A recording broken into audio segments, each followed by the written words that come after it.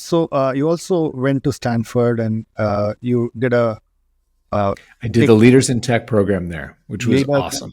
yeah, leaders in tech program. And so what did you learn out of that program, which you continue to use even today? I'll tell you, one of the practices, one of the principles they have is this idea that you can sit without a topic and conversation organically grows out of this. So you do these particular kinds of exercises where there is no assigned agenda. Mhm. And the things that arise out of that are sometimes surprising, sometimes very mundane, but sometimes they're absolutely revelatory. And probably my biggest takeaway was this. I realized that being an executive, I'm very goal oriented. Conversations have a purpose, actions have a purpose, there's a goal, and all that stuff. And sometimes in these explorations where you didn't have a goal, you discovered things you wouldn't have if you were very goal oriented. And I'm not going to say that that's something I apply every day, all day long, just having, goalless conversations. But I do appreciate now when it is that kind of creative exploration of what is it that we're thinking? What is it we're talking about? As opposed to what do we have to get done?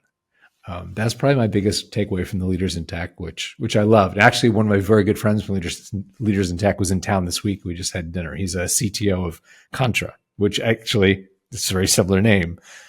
They're a freelance marketplace for engineers and designers and stuff like that. So tell me a little more about that. So it's interesting that you're saying having a agendaless conversation and that touched you deeply. So what does it do to leaders? Well, I can say that I have been lucky to have leadership roles in film, which is where you are taking a very creative pursuit and making a business out of it, right? Like the joke goes, it's not called show art, it's called show business. you know? And I've also, run a couple of tech companies. I've had one exit. I've raised like $21 million of venture capital. I've had two failures. I learned probably more from the failures than the success. And in leading those teams, I recognize that when you are, a CEO or a team leader, there's a lot of what you do that is goal oriented. There are metrics assigned to that goal. It's like we have to get this kind of growth rate. We have to get this kind of profitability. The unit economics need to be that way.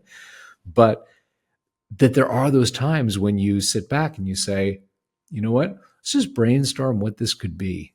What do we think are the problems in the world? What do we think are the movements in the world? And those conversations, they go far and wide, and they often don't have a conclusion in one session. You don't sit for 30 minutes and say we've solved, what direction the world is going, but it's an ongoing conversation, and it's important to balance the two, to say, hey, we have a goal, we have metrics, how are we going to do that? As well as, hey, when we look to the horizon, when we look at the blue sky, what do we see? And what does that do to people, and how does it connect people to the objectives that you probably started off the conversation with, and what kind of a bonding does it do with people?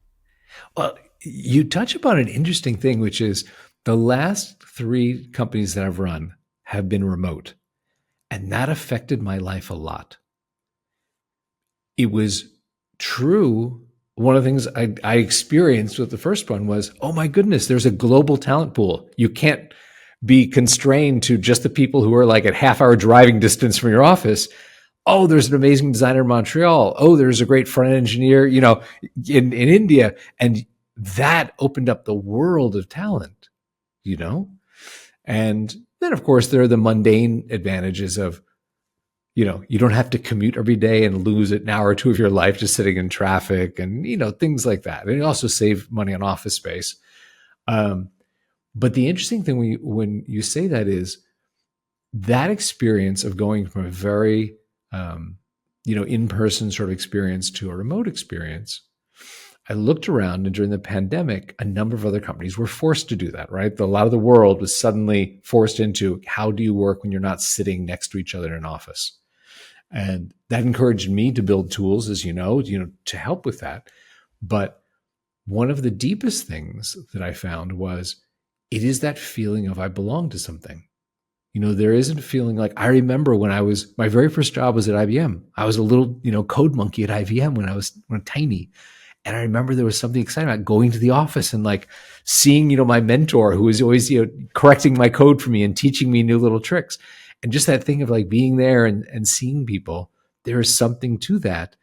But there's also the need for, focus time for deep work when I don't want to be waving at people and having people drop by with coffee and, that sort of thing. And the team spirit, what I've noticed in my company and a lot of other companies now is that the team spirit, the cohesion, how it feels like a team is something that many people are seeking for. And there are definitely some CEOs, some very prominent ones that are like, you know what, we're going to get that back by everyone's in the office every single day, from 8 a.m. to 8 p.m. And we're going to do it that way. And there are others that have learned from the pandemic and said, maybe there's a hybrid solution. Maybe we're in the office part of the time. Maybe it's a few days a week. Maybe it's a few days a month. Maybe we do retreats every month where we all get together and we do something that, renews our bonds in person. And understanding how that applies for your organization, I think is super important. It is that whole spectrum. And I can talk more about that, but that was a long answer to your question.